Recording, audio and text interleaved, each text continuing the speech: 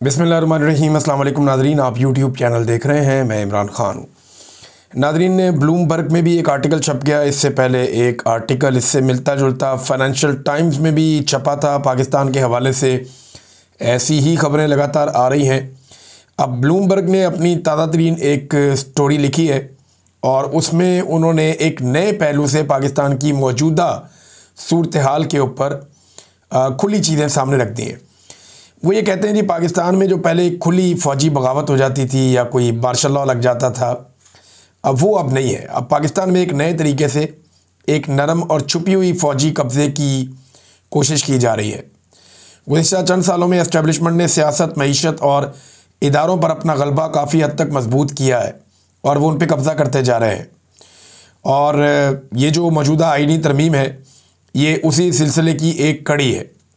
Army chief general Asim ने इजाफी इख्तियारात हासिल कर लिए हैं और शहरी क़यादत से लेके आला मुकाम और यानी उन्होंने अपने लिए एक वो भी हासिल कर लिया है।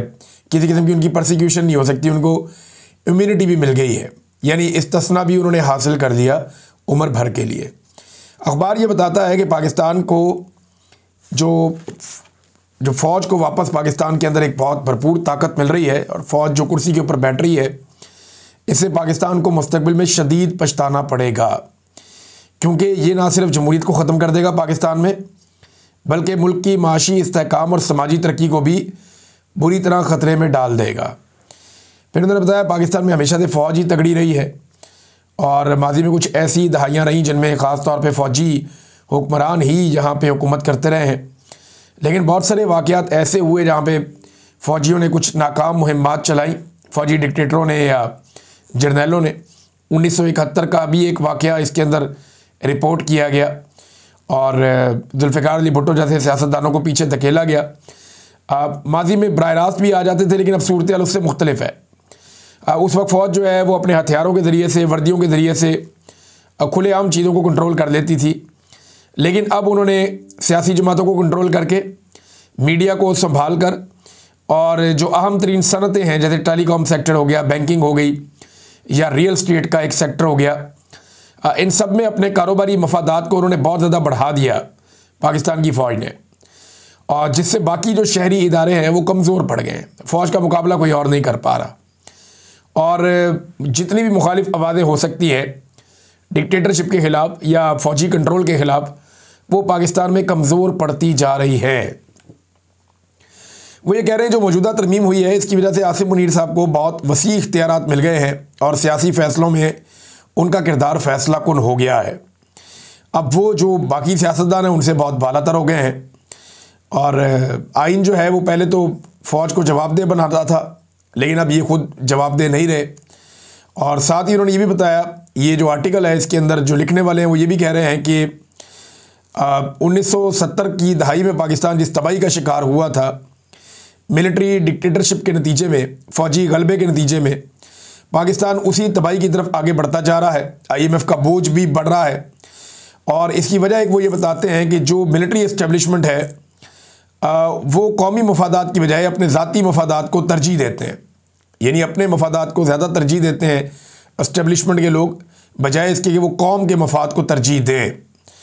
और फिर इसी आर्टिकल में लिखा गया, कौम अगर खड़ी ना हुई या अवाम इसके ख़िलाफ़ खड़ी ना हुए तो पाकिस्तान माजी की गलतियों को दोहराकर मुस्तकिल तौर पे अदम इस्तेहकाम का शिकार हो जाएगा।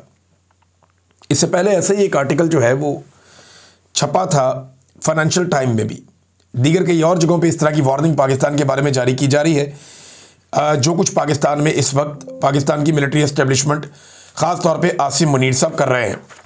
यहाँ नाज़रीन, पाकिस्तान तहरीक इंसाफ ने IMF के हवाले से जो रिपोर्ट आई उस पर अपना एक बयान जारी किया है। तहरीक इंसाफ बहुत सख्त बयान जारी कर रही है। ये PTI का ऑफिशियल ट्विटर हैंडल है या एक्स का हैंडल है, वहाँ से ये उन्होंने पोस्ट किया एक मवाद। इसमें लिखा है कि IMF रिपोर्ट, पाकिस्तान में बदतरीन करप्शन बेनकाब, आसिम मुनीर तारीख का जालिम तरीन डिक्टेटर और एक जहनी मरीज़ है। आसिम मुनीर अपनी कुर्सी की हवस में कुछ भी कर सकता है। ये इमरान खान साहब का स्टेटमेंट है जो उन्होंने बाकायदा जेल के अंदर से दिया था और ये स्टेटमेंट बाकायदा उनके अपने एक्स हैंडल से शाया भी किया गया था। अब इसमें बताया जा रहा है पाकिस्तान तहरीक इंसाफ की जानिब से कि IMF रिपोर्ट पाकिस्तान के रियासती इदारों में बदतरीन करप्शन के होशरुबा इंकशाफात हुए हैं। जीडीपी का 6.5% करप्शन की नज़र हो जाता है। और ये कितना पैसा है? ये लगभग कोई 25 अरब डॉलर्स हैं। ये इतना पैसा है जितना पाकिस्तान, लगभग इससे थोड़े कम पैसों की पाकिस्तान एक्सपोर्ट्स करता है टोटल। इतना पैसा तो करप्शन में ही जाता है पाकिस्तान में। फिर उसके बाद जीडीपी की जो ग्रोथ है वो माली करप्शन की वजह से 2.5% रहेगी, जो इमरान खान साहब के दौर में 2 साल तक लगातार 6% पे तरक्की कर रही थी। फिर SIFC, ये आर्मी चीफ आसिम मुनीर का एक बड़ा शाकार इदारा, और इसकी कानूनी हैसियत और इस पर जवाबदेही के मैकेनिज़्म की अदम मौजूदगी पर कड़ी तनकीद की है IMF ने, और उन्होंने कहा शफाफियत के लिए फौरी तौर पे इसकी सालाना रिपोर्ट जारी की जाए। अरबों रुपए के ठेकों में उन्होंने कहा शफाफियत लाई जाए, और जो है वो टेंडरिंग की जाए, यानी इलेक्ट्रॉनिक टेंडरिंग की जाए ताकि पता चले सबको, उसमें शफाफियत आनी चाहिए, और पार्लिमानी निगरानी लाजमी करार दी जाए। टैक्स और अदालती निज़ाम में इस्लाहात का मुतालबा। अच्छा, अदालती निज़ाम के हवाले से मैं आपको एक बात और याद दिलाता हूँ। आपको याद होगा IMF का वफद 11 फरवरी 2025 को सुप्रीम कोर्ट ऑफ पाकिस्तान भी गया था। IMF का वफद, आपको याद होगा मैंने आपसे कहा था कि उस दौर में कि ये हालात आ गए हैं कि पाकिस्तान की अदलिया के साथ IMF का वफद मीटिंग करता फिर रहा। IMF अब पूरी निगरानी कर रहा था, एक एक महकमे में गया, एक एक जगह उन्होंने देखी, उन्होंने आईनी तरमीम का भी जायज़ा लिया, उन्होंने चेक किया कि पाकिस्तान के साथ ये करने क्या वाले हैं एस्टेब्लिशमेंट वाले। जब उन्होंने सारा कुछ चेक किया तो एक रिपोर्ट उन्होंने बना के दे दी। उन्होंने कहा जी ये रिपोर्ट हमने बना दी है, ये आपके अंदर कमियां कोताहियां, ये काम आप करेंगे तो आप बच जाएंगे, वरना आपका बेड़ा गर्क हो जाएगा। पाकिस्तान की हुकूमत ने वो रिपोर्ट ही छुपा के रख ली, वो रिपोर्ट पब्लिक ही नहीं करते थे। IMF कह रहा पब्लिक करो, ये पब्लिक नहीं कर रहे। फिर IMF ने कहा जी पैसे चाहिए देने, 1.2 अरब डॉलर का रुका हुआ है मामला। इन्होंने कहा जी पैसे तो चाहिए। उन्होंने कहा पहले रिपोर्ट पब्लिक करो। अब वो रिपोर्ट पब्लिक करके ये वो पैसे हासिल करना चाह रहे हैं, लेकिन रिपोर्ट ने इनका सारा का सारा पोल खोल कर रख दिया है। तो उस वक्त चीफ जस्टिस से भी मिले थे, इसके बावजूद उन्हें कोई यकीन नहीं आया कि पाकिस्तान में अदलिया काम कर रही है। अब उसमें PTI ने जो इसको कंक्लूड किया वो ये कहते हैं कि लूट मार के रसिया मुस्तरद शुदा काबिज ग्रोह का तमाम तर फोकस नाजायज़ इक़्तिदार में तवालत और जुमला जराइम पर ताहयात इस्तिस्ना का हुसूल है। ये जनाब पाकिस्तान तहरीक इंसाफ ने एक बड़ा सख्त स्टेटमेंट जारी किया है IMF के हवाले से। नादरीन, इसके अलावा जो कल यौम सयाह मनाया पाकिस्तान तहरीक इंसाफ ने, उसमें सिंध से बहुत सारे मनादिर अब आए हैं। खैबर पख्तूनख्वा में मैंने आपको बताया कि 1 दर्जन के करीब मुकामात पे एहतजाज हुआ। सिंध से लगभग 2 दर्जन के करीब तस्वीर आई हैं, जहाँ पे मुख्तलिफ़ इलाकों में छोटे छोटे एहतजाज हुए हैं, और कुछ बड़े एहतजाज भी हुए हैं 27वीं आइनी तरमीम के ख़िलाफ़, 26वीं आइनी तरमीम के ख़िलाफ़, और इमरान खान साहब की बहनों के ऊपर जो टॉर्चर किया गया उस हवाले से भी। अब नादरीन, आखिरी 10 दिन बचे हैं, यानी आज 22 तारीख़ है। ये महीना गुजारना है किसी तरह फील्ड मार्शल आसिम मुनीर साहब ने। इस महीने में कोई ख़राबी नहीं होनी चाहिए। ये महीना ख़त्म तो उन्हें लगता है कि शायद उसके बाद वो बिल्कुल नाकाबिल तस्खीर हो जाएंगे। नाकाबिल तस्खीर तो कुछ भी नहीं होता। अल्लाह रब्बुल इज़्ज़त की ज़ात है, सारी ताकत तो उसके पास है और किसी के पास नहीं है। जितने भी डिक्टेटर रहे वो जब मुतमईन हो गए तब उन्हें डंडा पड़ा कुदरत का। तो अब सूरत हाल ये है कि पंजाब में बड़े पैमाने पर कारकुनों की पकड़ धकड़ जारी है।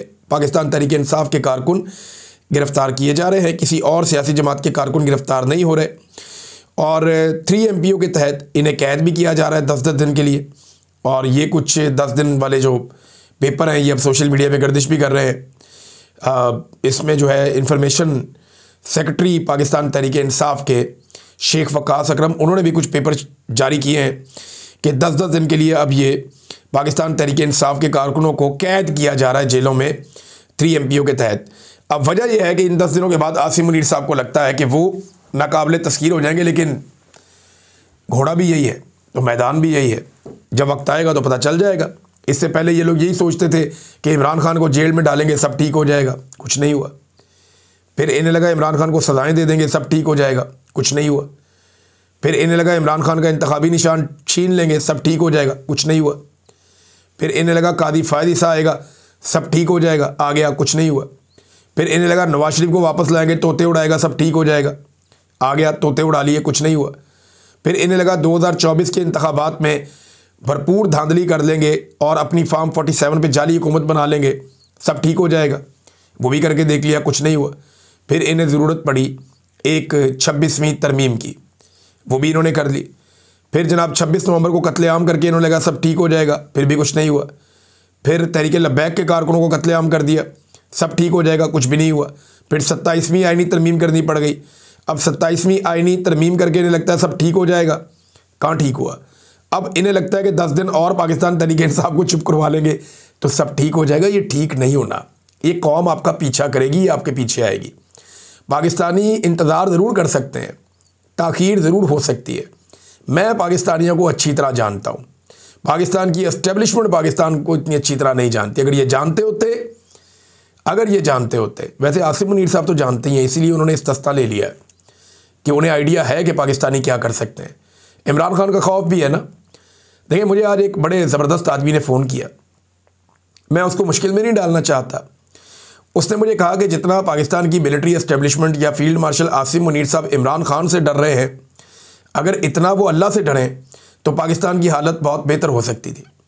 लेकिन वो इमरान खान साहब के खौफ में बिला वजह मुब्तला है और ये खौफ उन्हें जीने नहीं दे रहा। कभी इस्तेस्ना लेते हैं, कभी कुछ करते हैं, कभी कुछ करते हैं। तो सारी एक्टिविटीज़ इमरान खान को मद्देनज़र रख के, उनको अपने दिमाग में रख के ये करते रहते हैं। और हालात पाकिस्तान के ये पैदा कर दिए कि पाकिस्तान को लगभग शुमाली कोरिया इन लोगों ने बनाकर रख दिया है। शुमाली कोरिया को अगर आप स्टडी करें ना नाज़रीन, तो वहाँ से कोई शख्स बाहर नहीं जा सकता। जिसने बाहर जाना है उसने सर्टेन गारंटीज देनी है, फिर उसने बाहर जाना है। शुमाली कोरिया से निकल कर बाहर भागना वहाँ के लोगों के लिए जान जोखन का काम है। लोग जनूबी कोरिया जाना चाहते हैं, अगर आप फ़्लाइट एक लें शुमाली और जनूबी कोरिया के ऊपर, आप हवा से गुजरें जहाज़ पे रात के वक्त, तो आपको जो अंधेरा नज़र आएगा वो आप आंखें बंद करके जान जाएं कि शुमाली कोरिया बेड़े गर्क हो गया, उसका डिक्टेटरशिप है वहाँ पे। और जहाँ आपको रोशनियाँ, चमक और तरक्की नज़र आएगी वो आप समझ लें जनूबी कोरिया। जनूबी कोरिया अपनी पहचान पूरी दुनिया में बना रहा है बहुत सारे हवालों से। शुमाली कोरिया जो है वो सिर्फ़ और सिर्फ उनके पास हथियार अच्छे हैं, जबकि उनके लोगों का म्यार ज़िंदगी किसी काबिल नहीं है। ज़हनी मरीज़ बन गए हैं वहाँ के लोग। अब वो जो शुमाली कोरिया है वो ट्रैवल नहीं करने देते, यही पाकिस्तान में फार्मूला है। पाकिस्तान के एयरपोर्टों से बेशुमार लोगों को वापस भिजवाया जा रहा है। देखिए, कुछ लोग ऐसे होते हैं जो गैर कानूनी तरीके से बाहर जाना चाहते हैं, उनके ऊपर सख्ती हमेशा से होती रही है एयरपोर्ट के ऊपर, और FIA चेक करती रही है। उस मामले को आप मज़ीद बेहतर कर सकते हैं, मज़ीद सख्ती कर सकते हैं, ह्यूमन ट्रैफिकिंग को आप रोक सकते हैं। लेकिन जिन लोगों के पास कागजात हैं, जिन लोगों के पास पासपोर्ट है, असली वीज़ा है, जिनके पास टिकट है, जिनके पास वसाइल हैं, जो पाकिस्तान से बाहर जाते रहते हैं, जाना चाहते हैं, उन्हें रोकना दानिशमंदी नहीं है। लेकिन पाकिस्तान की मिलिट्री एस्टेब्लिशमेंट को इस बात की बड़ी शर्मिंदगी है कि क्यों पाकिस्तान दुनिया में नंबर 1 आ गया, जिसके शहरी उस मुल्क को छोड़ कर जा रहे हैं। इसकी इन्हें बड़ी तकलीफ हुई है। पहले ये से कहते थे ब्रेन गेन हो रहा है, आसिम मुनीर साहब ने खुद कहा था कि ये ब्रेन गेन है। ये वही वक्त है जब आसिम मुनीर साहब ने यह भी कहा था कि फॉरवर्डेड एज रिसीव्ड, ये भी उन्होंने उसी वक्त बात की थी, इसका बड़ा मीम बन गया था बाद में। लेकिन उन्होंने कहा कि ब्रेन गेन हो रहा है और अब उस ब्रेन ड्रेन को रोकने की कोशिश कर रहे हैं। ऐसे नहीं रुकना, पॉलिसियों से रुकना है। लोग पाकिस्तान नौकरियां करने आ सकते हैं अगर आप पाकिस्तान को सही ट्रैक पे चला दें तो। पाकिस्तानी पाकिस्तान से बाहर नहीं जाना चाहते, पाकिस्तान में रहना चाहते हैं, अगर उन्हें पाकिस्तान में वसाइल मिलें तो। नादरीन, एक और बड़ी खौफनाक खबर है, ये काफ़ी दिनों से चल रही थी, अब दोबारा सामने आ गई है, मैं आपके सामने रखता हूँ कि पश्तून तहफ़्फ़ुज़ मूवमेंट के 6 कारकुन जो लापता हो गए थे। ये वो कारकुनान हैं, जब आपको याद होगा ये आए थे एक जरगा में, उसके बाद इनके कारकुन लापता कर दिए गए थे। तो 6 कारकुन पेशावर से लापता हुए, इनके बारे में अभी तक कुछ पता नहीं चल रहा।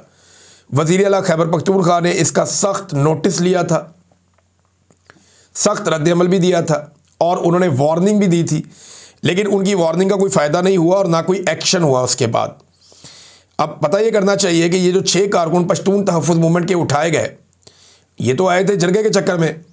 अब इनके जो लोग उठाए गए, 2 लोग तो जरगे में भी आए थे इनके। अब ये लोग जो उठाए गए हैं, इनके हवाले से क्या कोई मुकदमा दर्ज किया गया, क्या कोई तफ्तीश की गई, क्या कोई किसी नुक्ते तक पहुँचे कि जनाब ये कहाँ गए, किधर से निकले, कोई CCTV फुटेज, कोई और चीज़, पेशावर के अंदर से ये उठाए गए हैं। तो वज़ीर आला ने इस पर स्टेटमेंट दिया था, लेकिन इन बंदों का अभी तक पता नहीं चल रहा। इनके अंदर नूरुल्लाह तरीन है, हनीफ पश्तीन है, सैयद इरफानुल्लाह है, फरहान वज़ीर है, अदनान वज़ीर है, हबीब वज़ीर है। एक दिन पहले पेशावर में तलबा ने इसके ऊपर बड़ा एहतजाज भी किया, बहुत बड़ा एहतजाज वो कर रहे थे, और वो ये मुतालबा कर रहे थे हुकूमत से भी और एजेंसियों से भी कि जबरी तौर पे लापता किए गए इन कारकुनान को वापस किया जाए। अब इस पर एमनेस्टी इंटरनेशनल ने साउथ एशिया का जो इनका एक पूरा पोर्शन है, उन्होंने एक मुतालबा भी किया है और उसके ऊपर एक उन्होंने स्टेटमेंट भी जारी किया है। उनका स्टेटमेंट क्या कहता है ये ज़रा देखिए आप।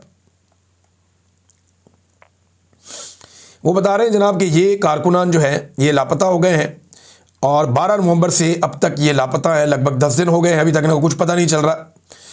और ये एक नॉर्मल रूटीन बंदी जारी है खैबर पख्तूनख्वा में और बलूचिस्तान में कि वहाँ पे नौजवानों को लापता किया जाता है। लगातार ये वाक़यात हो रहे हैं। इस पे इन्होंने 3 किस्म की डिमांड्स की हैं। नंबर 1, इन्हें फ़ौरी तौर पे जो है वो बाजियाब करवाया जाए ताकि ये वापस आएँ महफूज तरीके से। नंबर 2, एक और जो इसमें मुतालबा सामने आया वो ये कि इस पर इन्वेस्टिगेशन की जाए और जो लोग इसके लिए रिस्पॉन्सिबल हैं उनको सज़ा दी जाए। और तीसरा ये है कि इस किस्म की जो प्रैक्टिस है जबरी तौर पे गुमशुदा करने की, वो प्रैक्टिस पाकिस्तान में ख़त्म की जाए। ये नादरीन इनके मुतालबात हैं। नादरीन, जुलाई के महीने से लेकर अक्टूबर के महीने तक, जुलाई, अगस्त, सितंबर, अक्टूबर, ये 4 महीने, इन 4 महीनों में 2025 में पाकिस्तान ने जो कर्जा लिया वो 650 अरब रुपए है। 650 अरब रुपए, ये इतना कर्जा पाकिस्तान ने 4 महीनों में ले लिया। जो पिछला साल था ना 2024, इसी अरसे में 2024 में पाकिस्तान ने इससे 170 अरब कम कर्जा लिया था। यानी ये हर साल अपना कर्जा लेने की रफ्तार बढ़ाते जा रहे हैं। और अब किसी की भी हुकूमत आएगी उसको ये करना पड़ेगा। फ़र्ज़ करें आज अगर इमरान खान साहब की हुकूमत आ जाती है, उन्हें IMF के पास भी जाना पड़ेगा, उन्हें ये सारे कर्ज़े भी लेने पड़ेंगे, उन्हें मज़ीद कर्ज़े भी लेने पड़ेंगे और बहुत बोझ उठाना पड़ेगा पाकिस्तान की हुकूमत को जब तक कि पाकिस्तान के अंदर पब्लिक का एतमाद वापस नहीं आ जाता और टैक्स कलेक्शन का निज़ाम ठीक नहीं हो जाता। तब तक पाकिस्तान को ये बोझ उठाना पड़ेगा, ये कड़वी गोली अब खानी पड़ेगी। बेड़ा गर्क कर दिया मिलिट्री एस्टेब्लिशमेंट ने, ये जो टोला मुसल्लत किया पाकिस्तान के अंदर, इसके साथ मिलकर पाकिस्तान की मईशत का। नाज़रीन, सलमान अकरम राजा साहब ने एक खबर दी और उन्होंने बताया उनके बकौल कि इमरान खान साहब की जो जेल में मुलाकातें नहीं ना हो रही, इसके ऊपर सुप्रीम कोर्ट ऑफ पाकिस्तान में जो पटिशन की गई है वो अब आईनी अदालत सुनेगी। अब जेल के अंदर एक कैदी बंद है और कानून के मुताबिक उसकी मुलाकातें उसकी फैमिली से होनी चाहिए। अब ये आईनी मसला तो नहीं है कि इसको वफाकी आईनी अदालत में आप ले जाएंगे। अगर ये वाले मामलात भी वफाकी आईनी अदालत के अंदर जाएंगे, जैसे कि सलमान अकरम राजा साहब का एक मैं स्टेटमेंट पढ़ रहा था, अगर इस किस्म के मामलात वफाकी आईनी अदालत में जाएंगे तो सुप्रीम कोर्ट ऑफ पाकिस्तान क्या करेगा? क्या वो मियाँ बीवी की सुलह कराएगा या कोई करियाना स्टोर के केसेस सुनेगा या कोई लेन देन के मामला तय करवाएगा या कोई जरगे करवाएगा? क्या करेगा सुप्रीम कोर्ट ऑफ पाकिस्तान? फिर तो अमली तौर पे सुप्रीम कोर्ट ऑफ पाकिस्तान ख़त्म हो गया और शायद इसीलिए 2 मुअज़्ज़िज़ जज साहिबान ने उससे इस्तीफ़ा भी दे दिया सुप्रीम कोर्ट ऑफ पाकिस्तान के जज की हैसियत से। तो एक और नाज़रीन चीज़ सामने आ रही है आजकल, DG ISPR दौरे कर रहे हैं यूनिवर्सिटीज़ के। इस्लामाबाद से पहले एक खबर आई और फिर एक खबर आई कराची से। ये खबर जो है तारिक मतीन साहब ने दी है कि बड़ी सख्ती की गई तलबा के ऊपर, वहाँ पे भी DG ISPR गए। अब मामला ये है कि इन्हें क्यों जाना पड़ता है बार बार और ये चीज़ें पब्लिक क्यों नहीं होती? देखिए, अगर DG ISPR गए हैं तो TV चैनल्स की DSNGs वहाँ पे लगाई जाएँ, लाइव कवरेज करवाई जाए, पता चले कि बच्चे उन्हें क्या पूछ रहे हैं और वो बच्चों को क्या बता रहे हैं। ज़रूरी तो ये है ना। देखिए, बच्चों को जाके आप उनसे बातचीत करते हैं, अगर तो वो बातचीत अच्छी हो रही है और उस बातचीत से अच्छी चीज़ें निकल रही हैं या फ़ायदा हो रहा है ISPR को, तो वो ज़रूर इसको पब्लिक करेंगे। लेकिन जो इतलात आ रही हैं वो ज़रा अलग है। वो ये है कि वहाँ पे एक हॉस्टाइल किस्म का इन्वायरमेंट बनाया जाता है, बच्चों की हाज़िरी यकीनी बनाई जाती है और हौसला शिकनी की जाती है सख्त सवालात के हवाले से। लेकिन इसके बावजूद तलबा बहुत सख्त सवालात करते हैं और बहुत सारी चीज़ें जो उनके दिमाग में हैं वो फिर पूछते हैं और बहुत सारी चीज़ों का सवाल कुछ और जवाब कुछ होता है। और इसीलिए हम नॉर्मली देखते हैं कि एक खामोश वीडियो जारी कर दी जाती है जिसके अंदर वो वैसे ही हो वीडियो शीडियो होती है या कोई सेलेक्टिव किस्म के क्वेश्चंस और सेलेक्टिव किस्म के आंसर जारी कर दिए जाते हैं। मेरे ख्याल में अगर जाना चाहते हैं DGISPR तो बड़े बड़े तालीमी इदारों में जाएं, तलबा को खुला मौका दें कि जो आप सवाल करना चाहते हैं आप करें, और ना सिर्फ खुला मौका दें तलबा को, बल्कि इसको लाइव करें, सोशल मीडिया पे इसको लाइव दिखाएं, ताकि कौम को पता चले कि तलबा क्या सोच रहे हैं और उनके ख्यालात क्या हैं और आप उन ख्यालात को कैसे रिस्पॉन्ड कर रहे हैं। ये तो हो गया जमहूरी तरीक़ाकार। अब अगर आपने इस तरह चलाना है मामला तो हमें क्या पता कि अंदर क्या हो रहा है, और दिखाना चाहिए। अगर बयानिया बन रहा हो तो ज़रूर दिखाएंगे। मुझे ऐसा लगता है कि अभी बयानिया बन नहीं रहा, बयानिया वही बन रहा है जो कैदी नंबर 804 बना रहा है जेल में बैठ के, और इस वक्त तो उसको बयानिया बनाने से भी रोका गया है। कैद तन्हाई में डाला हुआ इमरान खान को गुज़िश्ता लगभग 17-18 दिन हो गए और अभी तक मिलने नहीं दिया गया। मैंने आपसे कहा था ना कि जब तक कि आसिम मुनीर साहब का काम मुकम्मल नहीं हो जाएगा वो कोशिश करेंगे कि इमरान खान को कैद तन्हाई में रखा जाए। अब तक के लिए इतना ही। अपना ख्याल रखिएगा, अपने इस चैनल का भी। अल्लाह हाफ़िज़।